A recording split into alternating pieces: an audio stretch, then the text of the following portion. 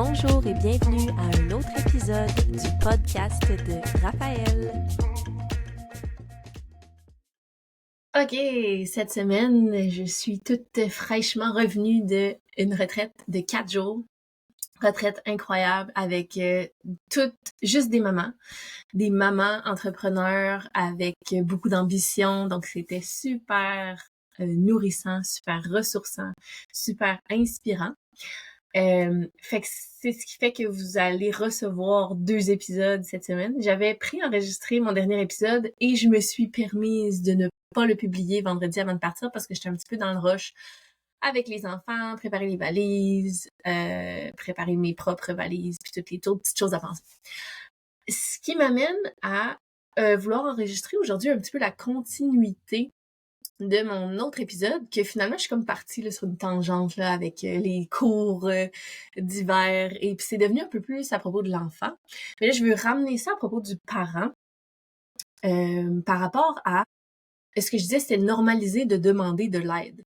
Parce que c'est ça qui arrive, comme je vous dis, j'ai fait les calculs, pour moi personnellement. Ça veut pas dire que ce qui est vrai pour moi, c'est vrai pour vous, mais selon mon expérience personnelle avec toutes les étapes de vie que j'ai vécues. Quand Emeric est né, j'étais courtier immobilier à temps plein. J'avais hâte de recommencer à travailler. Emeric est allé à la garderie à temps partiel au début, puis après ça, il a fini par aller à la garderie à temps plein. Fait que j'ai eu toutes les phases d'être un courtier immobilier actif à temps plein avec Alex, courtier immobilier actif à temps plein, pour finalement, enceinte de Charlize, décider de rester complètement à la maison avec les enfants le temps de la grossesse puis de Charlize bébé, pour finalement décider de faire l'école à la maison puis de garder les 2 enfants avec moi à temps plein, pour finalement décider que j'ai envie d'avoir plein de projets créatifs et entrepreneuriaux et prendre du temps pour moi. Ce qui fait que j'ai comme plein de différentes versions d'une vie avec 1 ou 2 enfants, pour finalement établir qu'est-ce que ça prend pour être bien, qu'est-ce que ça prend pour réussir à tout faire, qu'est-ce qu'on veut faire dans la vie. Puis aussi, c'est ça, une des choses les plus importantes que j'enseigne, c'est comment faire tout ça en restant connecté avec notre corps, connecté avec notre cœur, connecté avec notre puissance, connecté avec le fun, connecté avec notre joie de vivre, connecté avec notre sexualité, connecté avec notre amoureux, connecté avec nos enfants. C'est pas pour dire que c'est impossible de faire tout ça autrement. C'est juste que la conclusion à laquelle moi je suis arrivée, c'est que c'est impossible de le faire dans un modèle nord-américain standard avec la famille, comment qu'on dit, une famille nucléaire, c'est-à-dire parents, enfants, 1 ou 2 ou 3 ou 4 enfants. Puis même tout seul, j'irais même jusqu'à dire que j'ai poussé la réflexion plus loin avec une personne seule en appartement avec un chat. Puis même à ça, c'est pas mal difficile de réussir à faire toutes les choses qu'on veut faire dans la vie sans aide. Ce qui me ramène à l'importance de se créer un village pour être en mesure d'être un parent ressourcé. Le fait d'être un parent ressourcé puis de demander de l'aide, c'est ça qui va vous permettre d'être le parent que vous voulez être pour vos enfants, d'être la personne que vous voulez être pour vous-même, d'être en relation puis en connexion dans votre union ou votre mariage ou vos conjoints, d'être ensemble d'une façon qui fait que ça fait du sens. Parce que honnêtement, après avoir vécu les 7 dernières années, ma conclusion, c'est que ça prend de l'aide. Puis ça prend pas juste un petit peu d'aide, ça prend vraiment beaucoup d'aide pour être bien. Puis là, à chaque personne de voir qu'est-ce qui fait que dans quelle sphère de vos vies vous avez envie de demander de l'aide, mais je veux juste normaliser le fait que ça fait aucun sens, les chiffres s'additionnent pas. Fait que parce que là, en plus, dans mon cercle, j'ai plein de mamans qui font l'école à la maison, j'ai plein de mamans entrepreneurs, j'ai plein de mamans qui travaillent dans une job, que ce soit comme gouvernement, fonctionnaire ou travailler pour une banque ou travailler un 9 à 5 j'ai plein de mamans enseignantes maintenant dans mes amis, plein de parents. Là, des parents, je vous parle hommes, femmes, mais là je vous parle des mamans parce que c'est les personnes avec qui je connecte le plus. Mais au fil de mes conversations, il y a moyen d'être bien puis d'être heureuse en lâchant prise. Okay? Ce que j'ai fait quand Emeric est né, puis que là, Alex travaillait, puis moi, j'étais à la maison, j'ai trouvé une façon de prioriser mon bien-être puis de prioriser le bien-être de mon bébé en laissant aller là, un chaos total dans le condo dans lequel on habitait à l'époque. Ce qui fait que, veux pas, moi, j'étais comme... J'ai vraiment revu mes priorités. J'ai choisi d'être bien là-dedans, puis de dormir quand Emeric dormait, puis de choisir de, quand Emeric dormait puis que je dormais pas, de faire un yoga ou de prendre un bain ou lire un livre au lieu de faire la vaisselle, au lieu de cuisiner, au lieu de... Puis ça, là, pendant comme les 6 premiers mois, puis après qu'Emeric avait 6 mois, là, j'ai commencé à vouloir recommencer à cuisiner. Puis là, quand il y avait 12 mois ou 18 mois, puis que je voulais recommencer à travailler, ben là, c'est là qu'on avait commencé à essayer de demander de l'aide à l'extérieur, puis d'engager quelqu'un pour venir nous aider à la maison. Puis ça, c'était la seule façon qu'on pouvait arriver à faire quelque chose qui faisait du sens, autant pour moi que pour Alex. Parce que l'autre volet qu'on fait, c'est que si... Fait que des fois, il y a plein de scénarios, puis je veux juste vous inviter à considérer le coût de vos décisions. Mais c'est que si on regarde un modèle traditionnel, on va dire 2 parents, 2 enfants, OK? Parce que c'est comme un peu la moyenne, puis on va y aller avec les 4. Moi, quand j'étais jeune, on était 3 enfants avec 2 parents. Mais on va y aller avec le forfait plate là, de tout ce qui rentre dans un char, tout ce qui rentre à l'hôtel, puis tout 2 parents, 2 enfants, OK? Comme qui est notre modèle actuel. Dans ce modèle-là, si on veut arriver à faire toutes les choses qu'on a à faire, qu'on travaille 9 à 5 ou qu'on soit tous les deux entrepreneurs, parce que dans notre cas, on est tous les deux entrepreneurs, ça s'additionne pas, là, les heures, là. Fait qu'on va dire que les parents travaillent tous les deux, ont une vie amoureuse bien remplie, sortent souvent, font l'amour à tous les soirs, je dis n'importe quoi. Mais exemple que le couple se porte bien, puis l'individu se porte bien. Malheureusement, dans la société moderne, souvent, ceux qui payent le prix silencieusement, c'est les enfants. Et bien souvent, quand on a des enfants qui reçoivent tout l'amour, l'attention, l'énergie de un ou l'autre des 2 parents, ben souvent, l'autre parent, c'est lui qui paye le prix. Puis, au-delà de ça, des fois, t'as un parent qui est full, heureux, épanoui, accompli dans son travail, dans son sens de lui-même, de faire une différence dans le monde. Puis t'as l'autre personne qui choisit d'être à la maison avec les enfants, mais que finalement, cette personne-là se sent pas tant heureuse puis accomplie d'être à la maison parce que ça, c'est ce qui est bon pour les enfants. Fait que les enfants sont heureux puis accomplis. La personne qui est à l'extérieur du foyer est heureuse puis accomplie. La personne qui reste à la maison, finalement, pas tant heureuse ou accomplie ou heureux ou accompli. Puis là, mettons que t'as justement les 2 parents qui travaillent, fait que des fois, c'est les enfants qui payent le prix. Il y a toujours quelqu'un, quelque part, qui paye le prix parce que on manque d'heures dans une journée, on manque d'énergie pour réussir à faire tout ce qu'on veut faire. Le nombre de mamans à qui j'ai parlé qui disent « je travaille à temps plein, je fais toutes les choses dans la maison », et vice-versa. Avec les 2 parents. Les 2 parents travaillent à temps plein, les 2 parents se partagent tout ce qu'il y a à faire dans une maison. Et après ça, ils ont zéro énergie, zéro capacité pour connecter ensemble, pour s'écouter, pour parler, pour rire, pour faire l'amour. Puis ça, on a normalisé ça. Fait que je rajoute ça dans mon normal qui est pas normal. C'est comme si on avait normalisé ça. Puis à part de ça, ben sinon, on normalise là c'est surtout les enfants, honnêtement, qui payent le prix dans la société moderne, qui payent le prix silencieusement, comme je vous dis, de se faire forcer, d'être laissé tout seul dans le noir à s'endormir, de retourner, de se faire dire de se faire coucher, d'aller se coucher, de pas manger une collation en vol de dos parce que c'est pas le temps de manger, de pas boire de l'eau parce que là, c'est pas le temps de boire de l'eau, sinon tu vas faire pipi dans ton lit. Puis là, j'ai pas le temps de te coller parce que j'ai ma journée qui est remplie, j'ai fait le souper, j'ai fait la vaisselle, puis j'ai envie d'écouter un petit film avec ton père avant de me coucher, fait que je te mets dans ta chambre puis je t'ignore puis tes besoins. Puis je dis pas que c'est la fin du monde, je veux pas condamner personne, il y a personne qui est un mauvais parent, tout le monde fait de son mieux. Je fais juste vous dire que si intérieurement vous êtes pas connecté au fait que vous êtes pas à votre pleine capacité, vous ou votre conjoint ou votre relation, et si c'est le cas, si c'est le cas puis vous avez le feeling que ça se porte bien, mais que la maison est dans un état chaotique complet puis vous lâchez prise par rapport à ça, mais à chaque fois que vous rentrez puis vous sortez, vous dites « Ah, ça serait le fun que ça soit ramassé ici. Ah, ça serait le fun que j'aille le temps de, je sais pas, moi, racler mes feuilles ou faire la piscine ou peu importe c'est quoi, toutes les affaires. » Je veux juste nous dire que c'est normal parce qu'il y a rien qui fonctionne. Il y a rien, ça fonctionne pas de faire tout ça tout seul, ça ne fonctionne pas. Il y a des gens qui sont super chanceux, qui ont la famille élargie ou des bons voisins pour venir donner un coup de main. Fait que des parents ou des beaux-parents très impliqués, ou oncles, tantes, frères, sœurs, des gens, là, ça c'est comme le début de se recréer un village, le village qu'on a tellement besoin. Fait que ça ou de la visite puis des amis, qui fait en sorte qu'on va réussir à, comme, mettons, augmenter le niveau de qualité de vie d'un petit peu plus. Mais tu sais, moi je suis une personne intense dans la vie, puis mon objectif, là, c'est d'avoir rien de moins que pas la perfection, mais vraiment genre ce qui est optimisé puis optimal.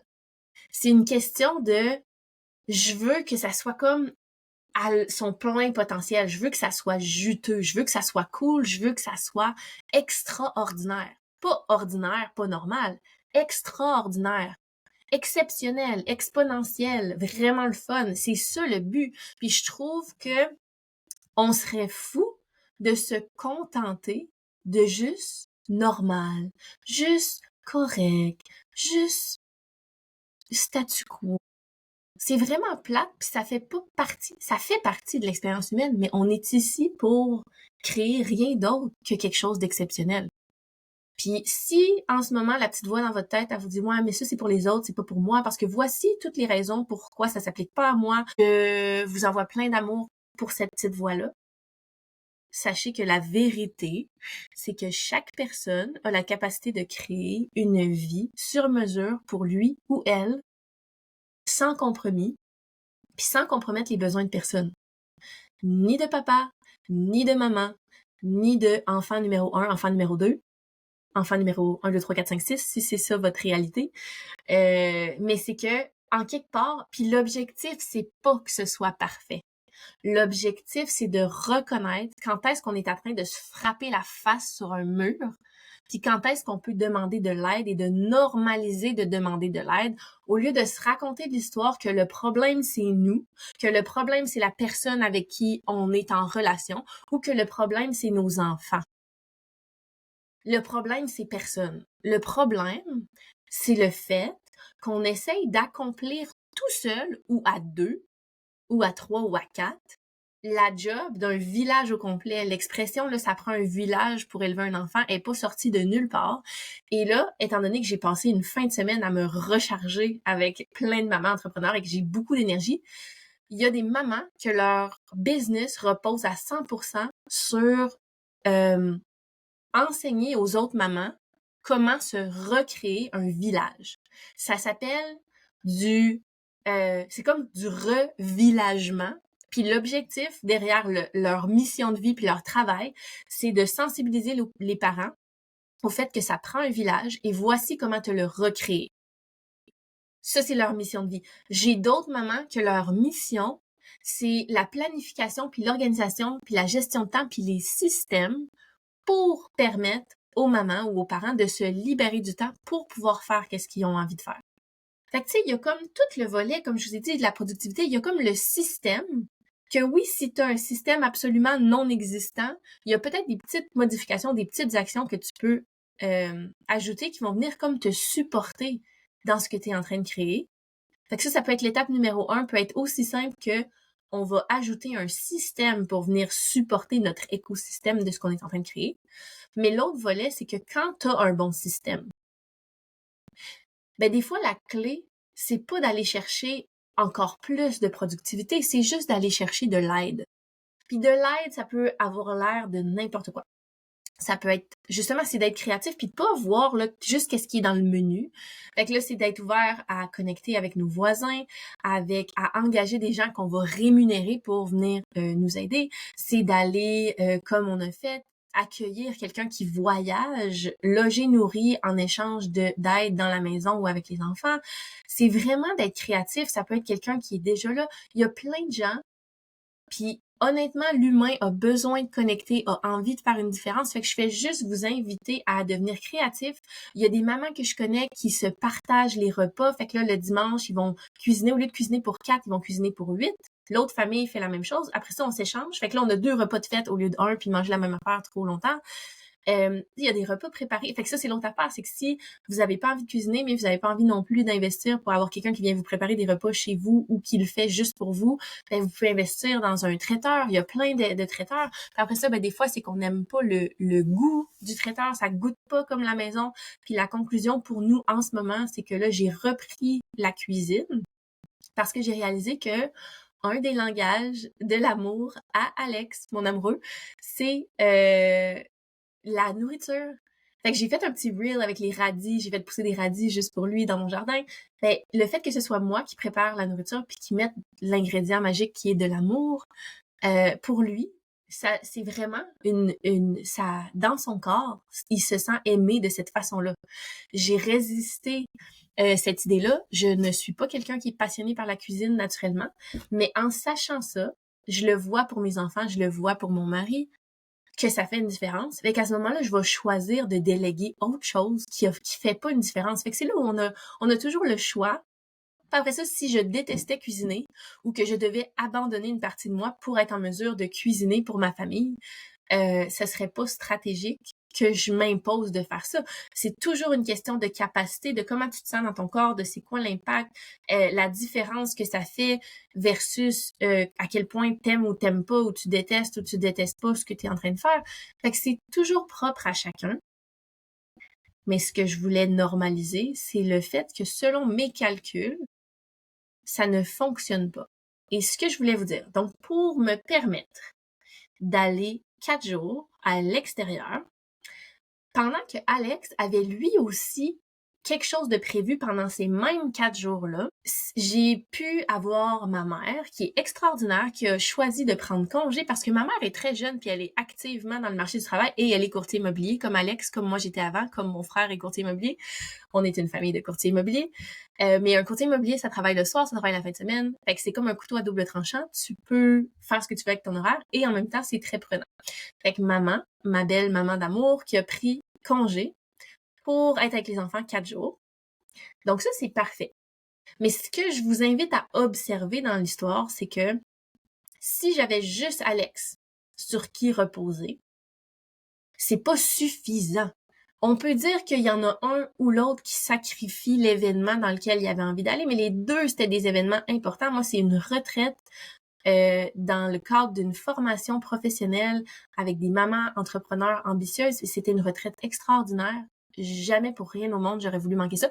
Et sachez que c'est la première fois en 7 ans que je pars 4 jours sans les enfants. Ça a été mon chemin. Je veux juste vous inviter que si vous êtes prêts à prendre une fin de semaine en amoureux, quand votre bébé est tout petit, ça vous appartient. C'est le moment quand vous êtes prêt, quand votre enfant est prêt. L'important, c'est de savoir qu'est-ce que l'enfant a besoin. Si vous avez choisi de ne pas allaiter, puis que vous avez quelqu'un qui est disponible physiquement, émotionnellement, pour donner le biberon à votre petit bébé, puis vous êtes prêt à partir pour une fin de semaine, c'est parfait. Moi, de mon côté, j'ai choisi beaucoup l'allaitement, le cours dodo, et je suis déjà partie 1 dodo. Je suis déjà partie 2 dodo. Mais c'est la première fois en 7 ans que je suis partie pour 3 dodos et 4 jours. Puis ça, je vous partage, mais là, ça, c'était le moment pendant lequel moi, j'étais prête. Mais c'est aussi parce que je sentais que mes enfants étaient prêts. Et ce qui a aidé, c'est que Emeric tout seul, à l'âge de Charlize, qui a 2 ans, bientôt 3, au mois de novembre, c'est pas la même chose que de laisser Charlize avec son grand frère, avec quelqu'un d'autre. Parce qu'elle a quand même un point d'ancrage. Puis je fais attention aussi pour pas mettre la responsabilité sur Emeric, le fardeau là, émotionnel et mental de prendre soin de sa sœur, mais juste sa présence, c'est suffisant. Parce que moi, j'étais la plus vieille chez moi, je suis la plus vieille de tous les enfants, j'ai 6 frères et sœurs, tous plus jeunes, puis dans certaines blessures que j'avais à guérir à l'intérieur de moi, ça a été celle d'être comme responsable des autres. Puis je porte une attention particulière à ne pas transmettre ce chapeau-là à mon fils. Et je suis quand même consciente que sa présence en soi fait une différence dans le fait que sa sœur ait la capacité de être séparée de sa maman pendant 4 jours. Mais ça, c'est moi qui porte une attention particulière aux besoins de chacun. Si j'avais pas senti, ça c'est pour moi, si j'avais pas senti que mes enfants allaient être 100% bien sans moi, j'aurais choisi de ne pas partir. Il y en a pour qui, des fois, pour ta santé physique, mentale et émotionnelle, tu peux savoir que ton enfant sera pas 100% bien, puis choisir de quitter quand même. Puis après ça, le but, c'est pas que ce soit parfait. Le but, c'est d'avoir quelqu'un qui a plein d'amour pour vos enfants ou votre enfant, puis qui va en prendre soin d'une façon qui fait que vous avez l'esprit tranquille pour être là où vous voulez être. Parce que c'est une erreur aussi de dire je me force à partir de 2 jours quand je suis pas prête. Puis pendant les 2 jours, tout ce que je suis en train de faire, c'est penser à mes enfants, puis à douter, puis à me questionner s'ils sont bien. Puis pendant ce temps-là, mes enfants sont pas bien. Puis la fin de semaine est un flop. Fait que c'est juste de respecter le rythme de chaque personne, de chaque parent, de chaque enfant.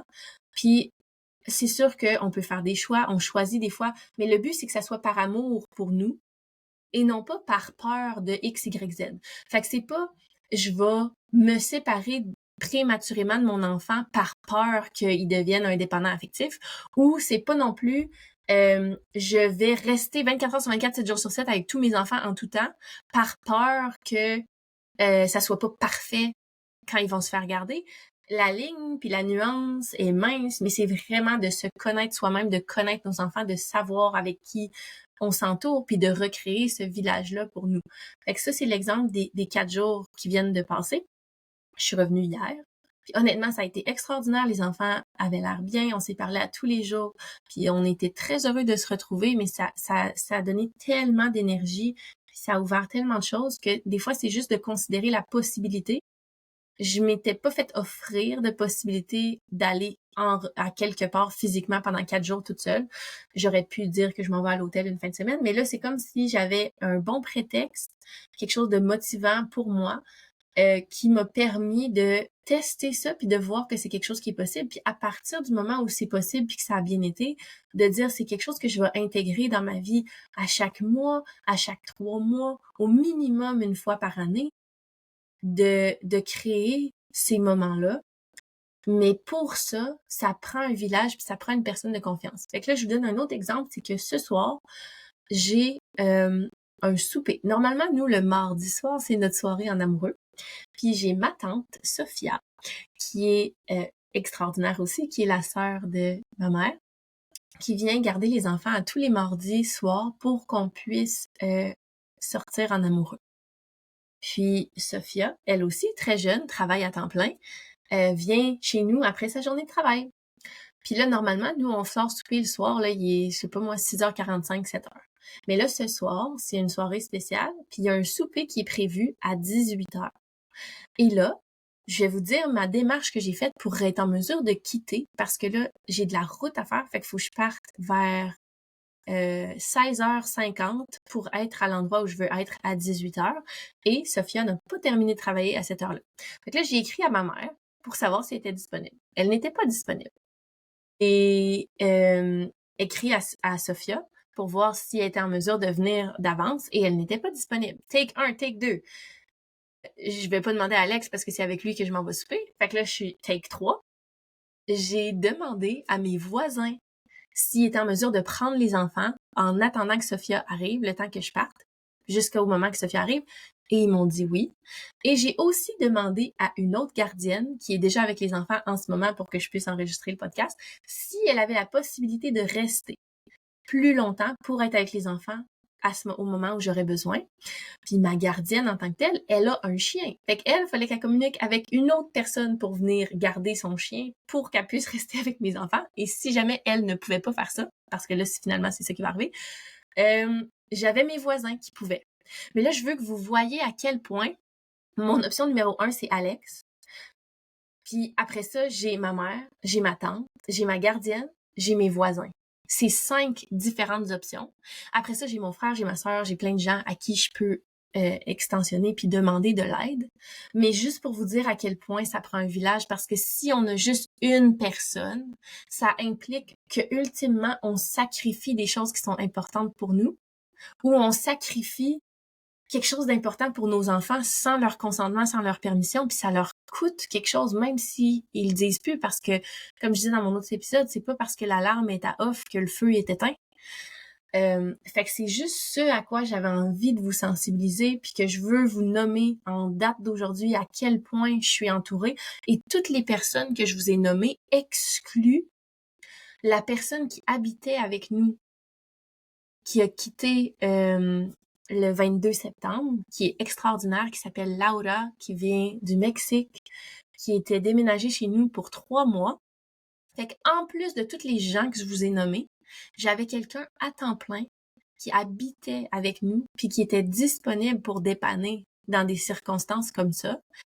Avec ça, je peux vous donner la certitude que je me sentais centrée à l'intérieur de moi pour être en mesure d'être la personne que j'ai besoin d'être, que j'ai envie d'être, la pleine expression de moi a besoin de tous ces gens-là. Puis c'est un énorme morceau pour moi parce que je veux juste vous rappeler que dans mon processus à moi, j'ai été la femme forte, indépendante, qui a besoin de personne, qui fait confiance à personne, qui veut tout faire elle-même parce qu'il y a personne de mieux que elle pour faire toutes les choses. Et aujourd'hui, je peux vous assurer que pour être la version de moi qui est connectée à son corps, connectée à la vie, connectée à son amoureux, disponible pour ses enfants, créative pour être en mesure de créer du contenu pour aller rejoindre les gens, pour toucher votre cœur, pour avoir un impact dans votre vie, pour travailler avec toutes les personnes avec qui j'ai envie de travailler, ça ne se fait pas tout seul. C'est impossible à faire tout seul.